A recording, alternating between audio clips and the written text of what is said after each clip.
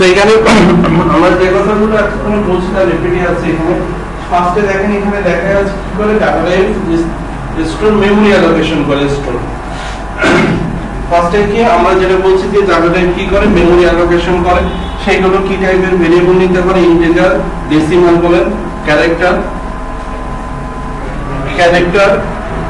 Integer decimal এই টাইপের value নিতে পারে বিভিন্ন ডাটা টাইপ আমাকে বিভিন্ন টাইপের ভ্যালু নিতে পারে আমি যদি ফার্স্টে বাইট দেখি দেখেন এখানে বাইটের সম্পর্কে কিছু জিনিস লেখা আছে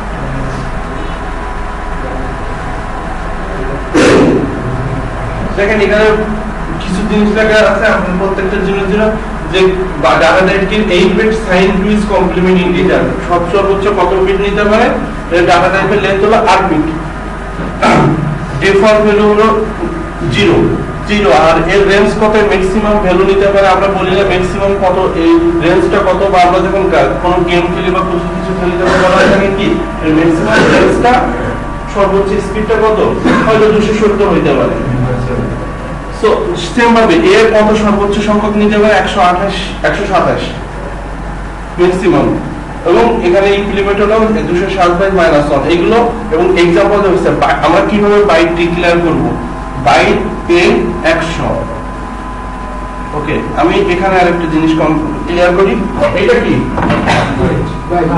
কি টাইপ কি জিনিস এটা ডাটা টাইপ ওকে এটা ডাটা টাইপ তাহলে এই জিনিসটা কি এখানে ডাটা টাইপের একটা নাম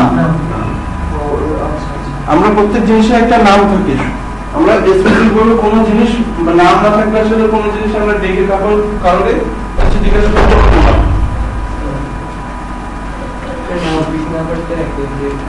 সো এইটা কি ডাটা টাইপ এটা কি ওই ডাটা টাইপের একটা নাম ইকুয়াল এইটা কি ভ্যালু তাহলে এই বাইট ডাটা টাইপের এ একটা নাম এ ইকুয়াল ভ্যালু তাহলে এই এতে আমি কত ভ্যালু দিলাম 100 আমরা যখন ছোটবেলায় বা আমরা যখন অল্প ক্লাস করছি তখন লিখি না x = 50 ধরে নিলাম আমরা লিখি না রাইট সো সেম আমরা x একটা ভেরিয়েবল ধরে নিচ্ছি তারপর আমরা 50 এর সংখ্যা রাখতেছি এখানে আমরা কি করতেছি a একটা ভেরিয়েবল ডাটা টাইপের একটা ভেরিয়েবলের নেম এখানে ভেরিয়েবলের নেম বলা হয় ডাটা টাইপ কি বাইট ডাটা টাইপের a একটা নেম তার 100 ভ্যালু সো এইভাবে আমরা কি করি প্রত্যেকটা ডাটা টাইপের ভ্যালু অ্যাসাইন করতে পারি এখানে আরেকটা উদাহরণ দেখেন সেম ভাবে লেখা আছে বাইট বি এটা নেম ও আরেকটা জিনিস এখানে এ বি সি ডি एग्जांपलে দেওয়া হয়েছে এই জিনিসটা খুব আপনারা যখন প্রোগ্রামিং করবেন তখন এইগুলো A B C D X Y Z দিবেন না কখনো ফুল হয় বাইটের জন্য আপনি হয়তো দুইটা সংখ্যা যোগ করার জন্য নাম্বার নিচ্ছেন দুইটা সংখ্যা যোগ করার জন্য প্রোগ্রামিং করতে হবে দুইটা সংখ্যা একটা হলো ফার্স্ট নাম্বার একটা সেকেন্ড নাম্বার আপনি এই জিনিসটাকে এবিসিডি দিয়েও কাজটা করতে পারেন কিন্তু দেওয়ার সময় কখনো এইভাবে দিবেন না first number second number meaningful না যাতে আপনার প্রোগ্রামিং আপনার আরেকজনের কাছে দিলে সেও বুঝতে পারে যে আসলে সে কি করতে চাইছে এটা কেন ইউজ করছে এই ভেরিয়েবলটা কেন ইউজ করছে মানে প্রোগ্রামিংটা আমরা প্রোগ্রামিং লিখবো মানে প্রোগ্রামিং জন্য যে কোনো জিনিস যে কোনো কেউ পড়ে বুঝতে পারে যে আসলে এর মধ্যে রান করার আগে সে বুঝতে পারে যে এটা কি এর জন্য কাজ করা হয়েছে কেন করছে কি করছে প্রোগ্রামিংটা সবসময় এরকমই হবে আমরা এবিসিডি দিয়ে লিখতাম সে হলো ছোটবেলার জিনিস এই প্রফেশনাল এসে কেউ এবিসিডি দিবেন না কম্পিটিশন না যে কোনো প্রজেক্ট হলো লাইভ প্রজেক্ট বলেন বা আপনার পার্সোনাল এক্সপেরিয়েন্স বলেন যেখানে প্রজেক্ট করবেন না কেন আজকের পরের থেকে আর কখনো এবিসিডি দিবেন না স্যার কম্পিটিশনের ক্ষেত্রে যে ক্যারেক্টার গুলো কাউন্ট করে কত কোন ক্যারেক্টারে সে প্রোগ্রামটা করছে এবং কত ইয়েতে করছে না আবার ভেরিয়েবলের ক্যারেক্টার মনে হয় না তারা কাউন্ট করতে পারবে কারণ কি তারা টাইম এক্সিকিউশন করে আপনার প্রোগ্রামিংটা এক্সিকিউট হতে কতক্ষণ টাইম লাগছে বড় বড় প্রোগ্রামিং এর ক্ষেত্রে যেটা হয় তারা প্রোগ্রামিং এর সময় টাইম এক্সিকিউশন করে আপনার এটা বলতে 10 সেকেন্ড সময় লাগার কথা বাট আপনার প্রোগ্রামিংটা এক্সিকিউশন করতে 30 সেকেন্ড সময় আপনার প্রোগ্রামিংটা বাদ দিয়ে যায় আপনি কি লিখছেন ওর মধ্যে এরা যে কমে দেখে না ভেরিয়েবলের জন্য কি লিখ করে হ্যাঁ দেখা সম্ভব হবে না, ভিডিওর জন্য কখনো লেট করে না। প্রোগ্রামিং এক্সিকিউশন টাইমটা দেখে, কন্টেস্ট গুলো থেকে দেখে এক্সিকিউশন টাইমটা, আপনার কত স্পিডলি আপনার প্রোগ্রামিংটা রান হয়েছে। ম্যাক্সিমাম কন্ট্রোল কি হলো ওই দিকে বুঝুন 128 থেকে এখানে দেখেন মিনিমাম কত দিছে 100, সর্বোচ্চ আপনি এখানে 127 পর্যন্ত মিনিমাম ম্যাক্সিমাম কত 127 পর্যন্ত দিতে পারবেন। এর বেশি আপনি চাইলে এখানে 200 নিতে পারবেন না। 128 দিলে হবে না, এখানে আপনি চাইলে equal to byte equal to 200 নিতে পারবেন না। এইটাই ম্যাক্সিমাম। আপনি 127 এর মধ্যে থাকতে হবে। এখানে 100 নিচে এখানে -50 মানে কি 128 দিতে পারেন, এর নিচে নিতে পারবেন না। আচ্ছা দেখ মাইনাস 1 টাকা হ্যাঁ, এই জিনিসগুলো মনে রাখলে চলবে। মোটামুটি খুব একটা সিমিলারিটি আছে সবগুলোর মধ্যে। দেখবেন এখানে 8 বিট ছিল, এখানে ডবল, আর দুগুলো 16। ওকে, এর ডিফল্ট ভ্যালু দেখেন, আপনি এগুলো পড়ে নিয়ে মুখস্থ রাখতে হবে। এগুলো মিনিমাম ভ্যালু হলো একটা দেওয়া আছে, ম্যাক্সিমাম ভ্যালু একটা দেওয়া আছে, ডিফল্ট ভ্যালু কত থাকতে হবে। ডিফল্ট ভ্যালুটা জিনিসটা কি? ইনিশিয়াল ভ্যালু যেটা বলে, মানে শুরুতে একটা কোনো কিছু শুরুতে একটা কিছু থাকে না, যেটা ইনিশিয়াল 0 থেকে আমরা যখন ক্যালকুলেটর ওপেন করি দেখবেন ইনিশিয়াল একটা 0 লেখা থাকে। সো এটাকে ইনিশিয়াল ভ্যালু বলে, মানে starting point. Default initial value বা ডিফল্ট ভ্যালু বলে। এখানে দেখেন শর্টের রেঞ্জ আছে, শর্ট সর্বোচ্চ 32,700।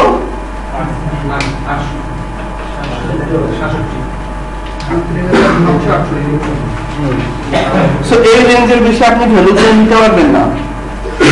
সো যদি ভ্যালুগুলো আপনাকে যখন কোনো একটা ক্যালকুলেশন করবেন তখন আপনাকে মনে রাখতে হবে আপনি এই জিনিসগুলো কখন করবেন। ধরেন চিন্তা করেন আপনি দুইটার সঙ্গে গুণ করতেছেন, বা আপনি এটা ব্যাংকিং সফটওয়্যারের কথা চিন্তা করেন, সেখানে আপনাকে অনেক টাকার লেনদেন করতে হচ্ছে। আপনি যদি সেখানে বাইটের সংখ্যা দেন তাহলে কি 107 আপনার অ্যাকাউন্টে 10,000 টাকা আছে, দুইটা যোগ করতে পারবেন না। তখন আপনাকে আরেকটু চিন্তা করতে হবে আমার যে রেঞ্জটা কত। যদি আপনি একটা চিন্তা করেন লটারির কথা চিন্তা করেন, যেখানে লটারির কত ডিজিট থাকে, 32 ডিজিটেরও বিশাল সংখ্যা থাকে। এই টাইপের কোনো সংখ্যা নিয়ে কাজ করতে যান, তখন আপনাকে কি চিন্তা করতে হবে যে আমার বাইট নিলে হবে না, শর্ট নিলেও হবে কিনা সেটা চিন্তা করতে হবে। আমাকে কি নিতে হবে, কোন টাইপের ডাটা নিতে হবে। কারণ কি হবে, ডাটা ওভারফ্লো হয়ে যাবে, তার রেঞ্জ থেকে আপনার যেটা নিতে যাচ্ছেন তার সংখ্যা বেশি। সো এই ডাটা টাইপগুলো আপনার দরকার এই কারণে যে আপনি যে জিনিসটা নিয়ে কাজ করতেছেন তার রেঞ্জটা কতটা, আপনি যে টাইপটা নিচ্ছেন তার রেঞ্জ কতটা, আপনি যে জিনিসটা নিয়ে কাজ করবেন তার রেঞ্জটা কতটা, এই দুটো কম্পেয়ার করতে হবে। কম্পেয়ার করে আপনাকে ডাটা টাইপ নিতে হবে। কারণ আপনি দুটোর সঙ্গে গুণ করবেন কত, এইটা আর এইটা গুণ করবেন, এই দুটো গুণ করলে আপনার সংখ্যা চলে আসবে কতটা, এতটা সংখ্যা চলে আসবে। এই সংখ্যাটা কি বাইটে ধরবে না, তখন আপনাকে শর্ট চিন্তা করতে হবে যে শর্টেও ধরে না। যদি আমি শর্টের কথা চিন্তা করি তারপরও লেন্থে কুলায় না, আপনাকে আমাকে কি করতে হবে, আর একটু বেশি কিছুর মধ্যে চিন্তা করতে হবে। সো এই ডাটা টাইপগুলো রেঞ্জটা কিন্তু মূলত এই জন্য। সবাই এগুলো বুঝতেছেন তো নাকি? শর্টে খালি 16 ডাটা ধরে, শর্ট ডাটাটাই হ্যাঁ 16টা ধরে না, 16টার সাথে আবার রেঞ্জও আছে। 16টা ধরে না, এখানে দেখেন সর্বোচ্চ এত সংখ্যা 16টা না, 16 বিট। এই বিটটাকে আপনাকে বুঝতে গেলে কম্পিউটার অনেক ডিপলি যেতে হবে 01 বিটের। এত কিছু জানার জন্য আপনি এই রেঞ্জের উপরে ডাটা সে নিতে পারে না, এটা বুঝেন। 16 বিটের বোঝার আপনার দরকার নাই। ওকে, তাহলে আমরা টোটাল শর্ট ইন্টিজার দেখেন, ইন্টিজার আবার কি থাকে 32 বিট। এই রেঞ্জটা কত দেখেন, এই রেঞ্জটা একটু বেশি। তাহলে ভাই এটা মানে এই করে ক্যারেক্টার ধরে, হ্যাঁ এইটা ক্যারেক্টার নেই, এটা সংখ্যা, এই করে সংখ্যা ধরে, এইটা ক্লিয়ার হয়েছে। এই সংখ্যা আপনি যদি বলা হয় এই বক্সের ভিতরে 100 টাকার বেশি ধরে না, তাহলে আপনি 150 টাকার বক্সে দিতে পারবেন না, আপনাকে 100 টাকার নিচে কোনো টাকা দিতে হবে এই বক্সের ভিতরে।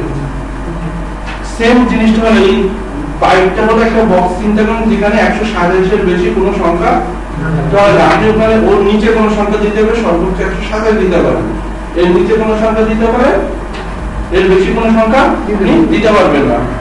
যদি মানে বক্সের কথা টাকার কথা না চিন্তা করি, বক্সের একটা বল আছে, এখানে 10টা বলের বেশি বক্সে ধরে না, আপনি 10টা বলের বেশি ওই বক্সে দিতে পারবেন না, কম দিতে পারবেন, বা আপাতত কোনো সংখ্যা আপনি দিতে পারবেন না। এখানেও প্রত্যেকটা চেঞ্জ আছে। এই যে এই পর্যন্ত আপনি সর্বোচ্চ সংখ্যা দিতে পারবেন, এর বেশি আর সংখ্যা আপনি দিতে পারবেন না। এই রেঞ্জগুলো আপনাকে মনে রাখতে হবে টোটালি যে কতটা কিভাবে দিব আমি। ইন্টে যদি এত দরকার হয় তাহলে তো লংয়ের দরকার হয় না, ইন্টে যদি এতগুলো দিতে পারতো। আপনার অনেক ক্যালকুলেশন আছে যেগুলো আরো অনেক বেশি। আপনি যদি চিন্তা করেন পাইগুলো পয়েন্ট কিন্তু অনেক সংখ্যা। সো আপনাকে রিয়েল ওয়ার্ল্ডের একটা দশমিকের পরে একটা ছোট্ট সংখ্যার জন্য অনেক ক্যালকুলেশন থাকে, যেগুলো আসলে আমরা চিন্তা করি আমাদের প্রেক্ষাপটে আমরা বললাম তো আমাদের প্রেক্ষাপটে চিন্তা করা লাগে না যে কত মেমোরি নিচ্ছে, কারণ কি আমরা 4 জিবি মেমোরি নিয়ে ঘুরে বেড়াই। বাট আপনি যদি চিন্তা করেন যে আমার প্রোগ্রামিং এর ইউজার হলো 1 মিলিয়ন ইউজার, তখন আপনাকে চিন্তা করা লাগে যে আমার 1 মিলিয়ন ইউজারদের 2 জিবি হার্ড ডিস্কে জায়গা দিতে গেলে আমাকে মেমোরিটাকে কতটুকু করে মেমোরি দিতে হবে, তাহলে তার ইনভেস্ট আমাকে কতটা কিছু করতে হবে, তখন চিন্তা করা লাগে। আমরা যেসব ছোটখাটো প্রোগ্রামিং করে আমাদের চিন্তা করা লাগে না। এই জন্য আপনি যখন মোবাইল অ্যাপ্লিকেশন বা যে অ্যাপ্লিকেশন ইউজ করবেন না, আপনি যদি এই চিন্তাগুলো না করেন দেখবেন যে অনেক অ্যাপ্লিকেশন আছে অনেক স্মুথলি চলতেছে, বাট আমার অ্যাপ্লিকেশন চালালে হ্যাং করতেছে বা স্লো হয়ে যাচ্ছে পিসি। জিনিসটা হয় আমরা কারণ কি এগুলো আমরা চিন্তা করি না, আমরা আমাদের মতো কাজ করতেছে। হয়তো আমি যে মোবাইল দিয়ে আমি আমার অ্যাপ্লিকেশন তৈরি করতে হবে টেস্ট করতেছি 4 জিবি RAM, সবার তো ইউজার 4 জিবি RAM ইউজ করে না, কেউ 500 ডলার সেই আগের আমলে ফোন অ্যান্ড্রয়েড ফোন ইউজ করতেছে, তখন তার কি আপনার প্রবলেম ক্রিয়েট হবে। সো মেমোরির জিনিসটা এখানে দরকার আছে, আমাকে কাজ করার সময় চিন্তা ভাবনা করে করতে হবে।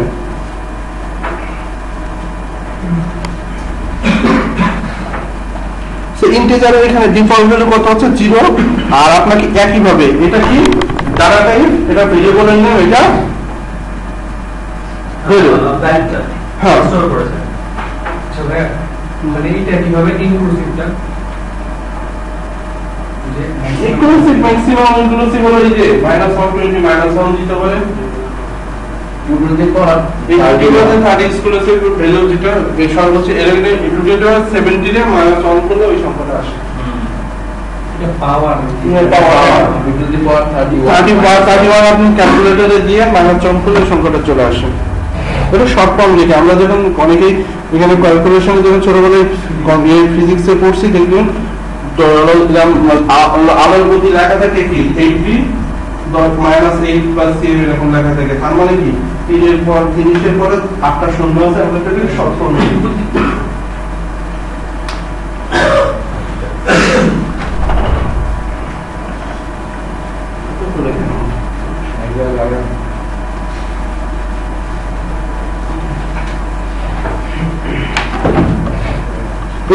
দেখেন লংটার একটু রেঞ্জ বেশি,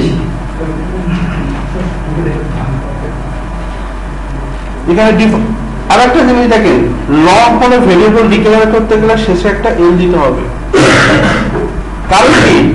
কারণ কি ইন্টিজারের একটা রেঞ্জ আছে, লং এর রেঞ্জ আছে, আপনি একটা সংখ্যা দিলেন সেটা লং ডিক্লেয়ার করছেন বাট ভ্যালু হলো 100, তার মানে কি আলটিমেটলি সেটা কি ইন্টিজার না, এর জন্য লং এর দিকটা এল শেষে দিতে হবে। আপনি একটা ভ্যালু নিছেন, ধরেন আপনি সিম্পলি চিন্তা করেন যে আপনার ইন্টিজার আছে, ইন্টিজারের সর্বোচ্চ 200 নেওয়া যায়, কমন জিনিস ইন্টিজারের সর্বোচ্চ নেওয়া যায়, লংকে সর্বোচ্চ নেওয়া যায় 300। চিন্তা করলাম আমি একটা ভ্যালু নিলাম, সেটা হলো কত 100, আমি একটা ভ্যালু নিলাম। এখন এটা কোন ক্যাটাগরিতে পড়বে?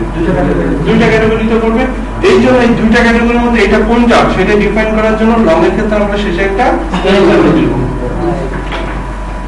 মানে একটা প্রোগ্রামের মধ্যে দুইটা যদি আমরা ইনপুট নেই কি ভেরিয়েবল না, দুইটা ভেরিয়েবল না, আমরা টাইপ ওইটা কোন স্পেসিফিক টাইপের সেটা আমরা বোঝানোর জন্য যে এটা আমি লং টাইপের নিছি, এটা আমি যেটা নিছি 100 অর্থাৎ এটা ইন্টিজার, আমি নিছি এটা লং টাইপের। ইউজার এটা প্রোগ্রামিং বুঝতে পারে।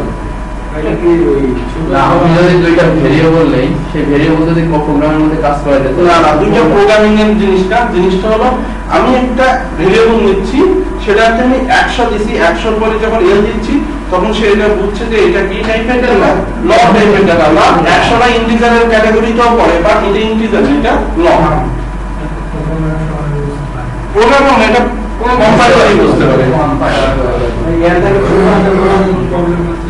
না, এটা মনে নাই। বড় হাতে দিয়েন, বড় হাতে দিলে এক্সক্লুসিভ স্পেসিফিক বলে দেওয়া আছে বড় হাতে। জাভা বা টাইপ ডিফেন্স খুবই ওকে। দেখেন ফ্লোট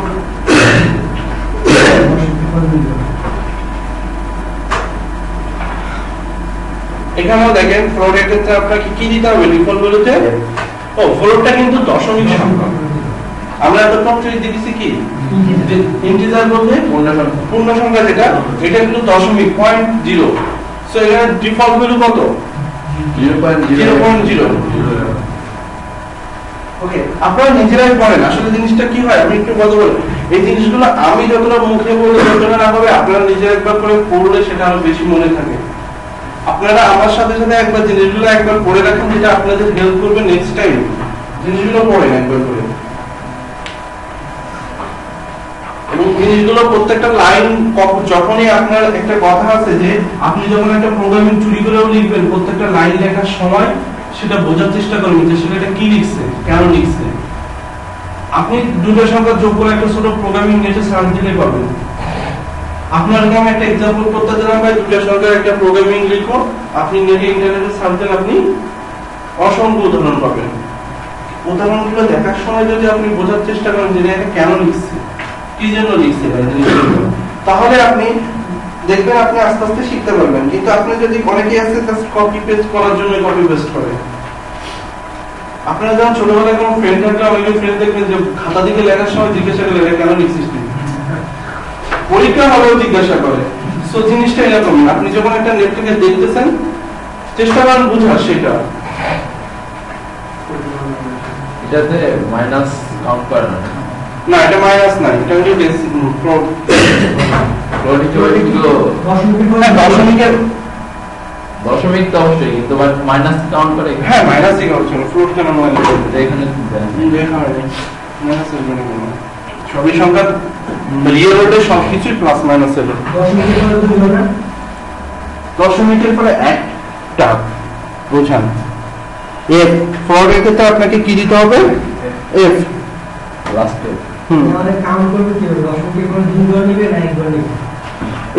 এটা দশমিকের পর একবার দুইবার আপনাকে ডিফাইন বলে দিতে হয়, বলে দেওয়া যায় যে আপনি দশমিকের পর কতবার দিবেন।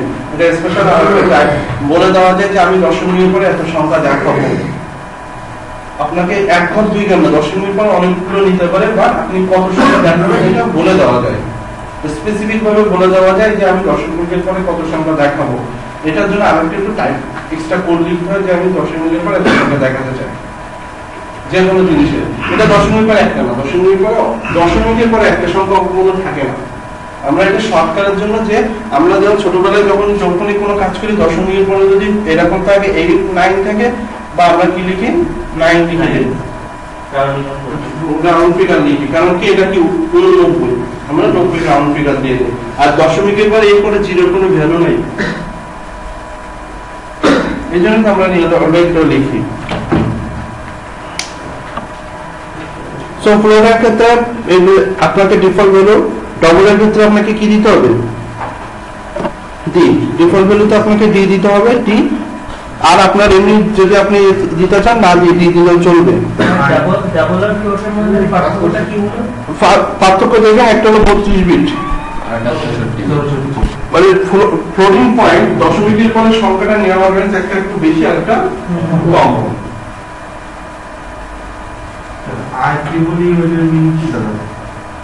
ওইটা এই যে আইডেন্টিটি হলো ফ্লোটিং পয়েন্ট মাইনাস এত রেঞ্জে, এই 10 two the power minus 174 range পর্যন্ত সংখ্যা নিতে পারি। যে আমরা তখন দেখছি কি 2 to the power minus 2 to the power এই কোনটা এখানে মাইনাস হলো 10 টু দি পাওয়ার এত আর এই 2 to the power. So Boolean দেখেন, আর একটা বুলিয়ান আছে আমাদের, কি বুলিয়ানটা নিতে হবে, বুলিয়ান ডাটাটাই present on bit information. True, the two type of possible value, true and false. হয় সবকিছু ট্রু হইতে পারে কিংবা ফলস হইতে পারে। ওকে, ডিফল্ট ভ্যালু ফলস থাকে। আপনি ডিফল্ট ভ্যালু এখানে দেখেন নিচে একটা एग्जांपल দেওয়া আছে Boolean on equal to true. তাহলে আমি এই বুলিয়ানটা হলো ডাটা টাইপ, অনটা হলো ভেরিয়েবলের নেম, অন ইকুয়াল টু কি লিখছে ট্রু, সেটা ডিফল্ট ভ্যালু হচ্ছে ফলস। ডিফল্ট ভ্যালু ফলস না, ডিফল্ট ভ্যালু আপনাকে দিয়ে দিতে হবে, কারণ ডিফল্ট ভ্যালু ফলস ধরে নাই সে, বাট আপনি চাইলে ডিফল্ট ভ্যালু সবসময় দিয়ে দিতে পারেন, ঠিক আছে? বা কাজ করে এখানে ডবল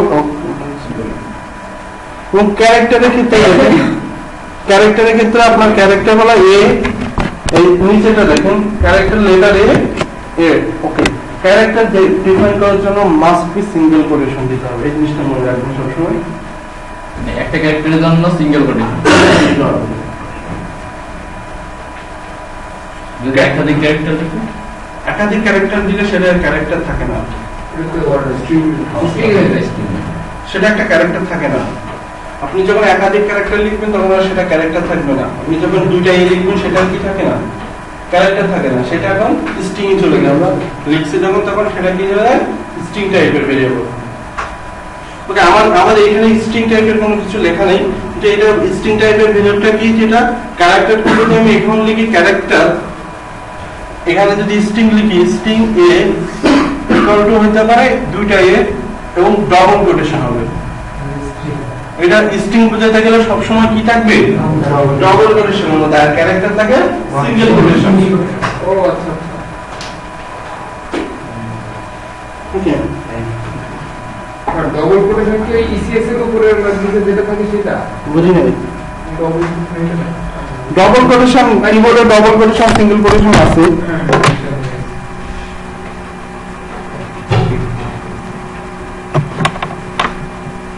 এবং ক্যারেক্টার বিভিন্ন আছে, আমরা স্পেশাল ক্যারেক্টার আমরা মোটামুটি দেখলাম। আমরা একটা প্রোগ্রামিং দেখি আসলে বেসিক ডাটা টাইপ দিয়ে আমরা কি কাজ করতে পারি। আমরা যদি এখন কাজ করি যে দুইটা সংখ্যা যোগ করার জন্য একটা প্রোগ্রামিং দেখি,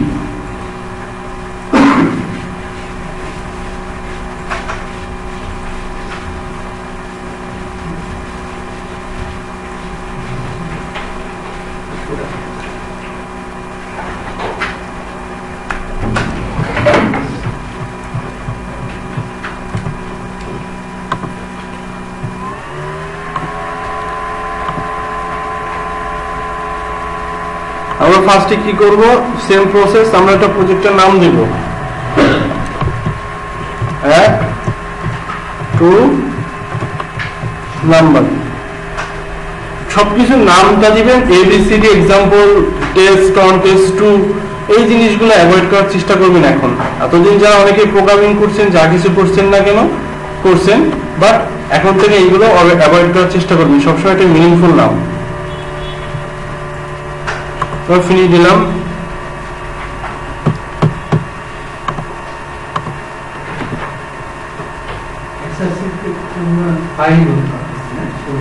সোর্স ফাইল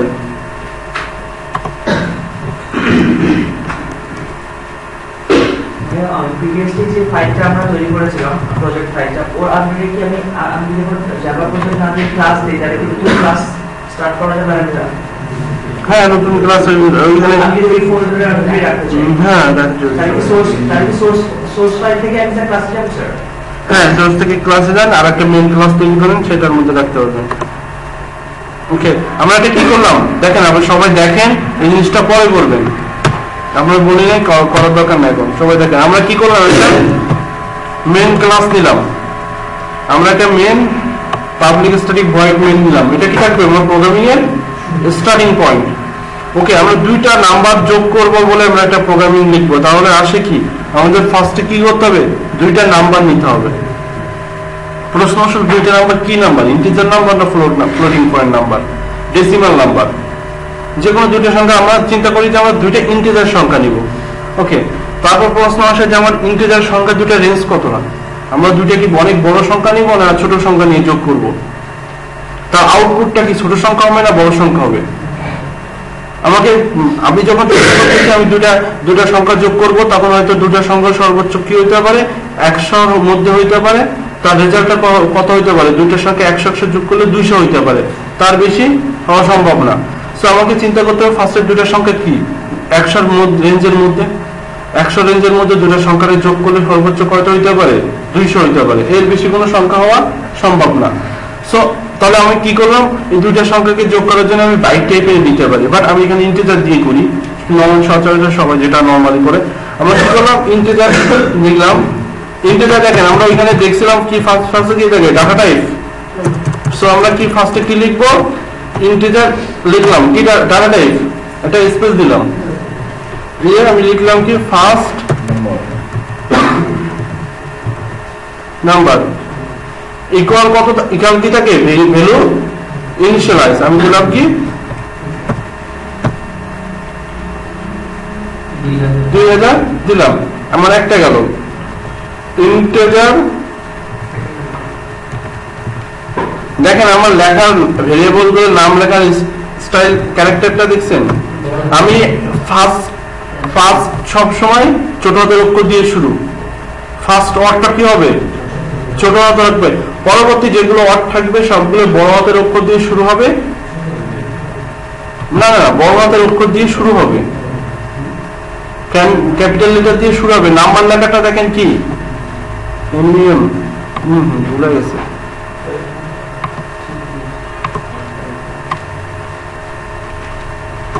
তাহলে কি হবে ফার্স্টের লেটারটা ছোট, নেক্সট যতগুলো লেটার থাকবে সবসময় কি হবে বড় হাতের অক্ষর দিয়ে হবে। যদি কোনো কারণ আছে হ্যাঁ অবশ্যই, এটা সফটওয়্যারের আপনার রুলস। এটা আপনি যখন লিখবেন এই লেখাটা লিখতেছেন মানে আপনাকে আপনার পড়তেও সুবিধা হচ্ছে, আর একজন যখন যাবে তারও পড়তে সুবিধা হবে জিনিসগুলো।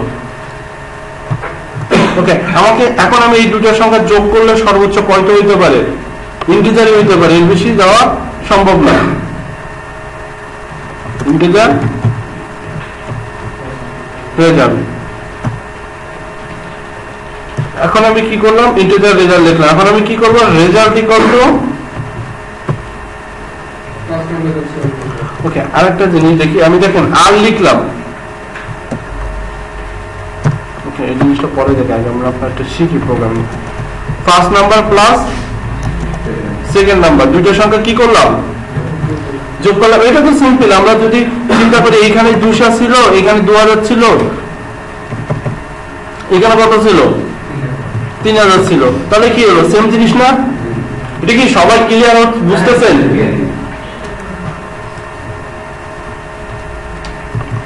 ওকে, এখন আমরা কি করব, এটাকে আমরা আউটপুট দেখাবো, এবং আমরা এতদিন হ্যালো আর আউটপুট দেখানোর জন্য কি ইউজ করছি, system dot out dot print.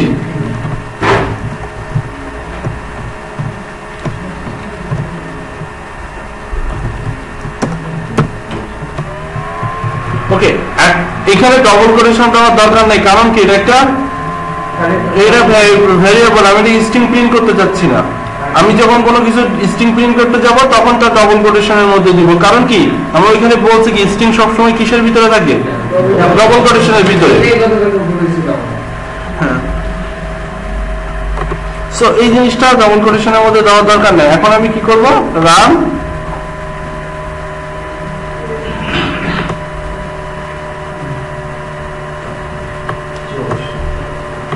আমরা কি জাস্ট ছোট জিনিস, তাহলে আমরা এখানে কি দেখলাম, ফার্স্টে আমরা কি নিছি, ইন্টিজার একটা সংখ্যা নিছি, ইন্টিজার টাইপের একটা কি নিছি ডাটা টাইপ, তার নাম, তার একটা সংখ্যা আমরা অ্যাসাইন করছি।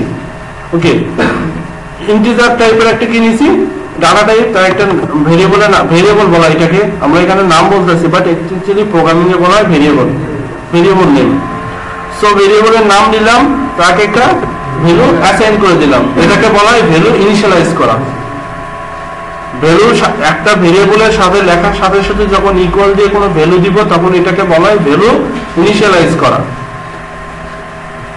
আমরা রেজাল্ট নামে একটা ভেরিয়েবল নিলাম এবং ইন্টিজার ডাটা টাইপের, এগুলো রেজাল্ট ইকুয়াল টু কি লিখলাম, দুটো সংখ্যা যোগ করলে যেটা এই দুটো সংখ্যা যোগ করার পর যে আউটপুটটা হবে সেটা ইকুয়াল রেজাল্ট, তার মানে কি রেজাল্টে রেখে দিবে। এখানে আরেকটা জিনিস সবার কাছে কম্পেয়ার, ইকুয়াল মানে কি, ইকুয়াল বলতে কি যে জিনিসটা এই পাশে যে রাইট সাইডে যে জিনিসটা থাকবে এইটাকে ওই ভেরিয়েবলে রাখা। চিন্তা করেন যে রেজাল্ট একটা পাত্র, একটা বক্স, কোনো কিছু দুইটার সঙ্গে যোগ করে ওই বক্সের ভিতরে রাখা। ইকুয়াল মানে কি লেফট রাইট সাইডে যেটা থাকবে এটা ক্যালকুলেশন করে যে আউটপুটটা হবে লেফট সাইডে যে থাকবে তার সেই বক্সের ভিতরে রাখা জিনিসটা। সো আমরা আউটপুট রেজাল্ট দিলে আমাদের কি হবে, রেজাল্ট করবে। সো এইভাবেই আপনাকে প্রত্যেকটা কাজ করতে পারেন। রেজাল্টের এখানে যদি সমান সমান দিয়ে আমরা এই ক্যালকুলেশনটা করে দিলাম তাহলে নো প্রবলেম।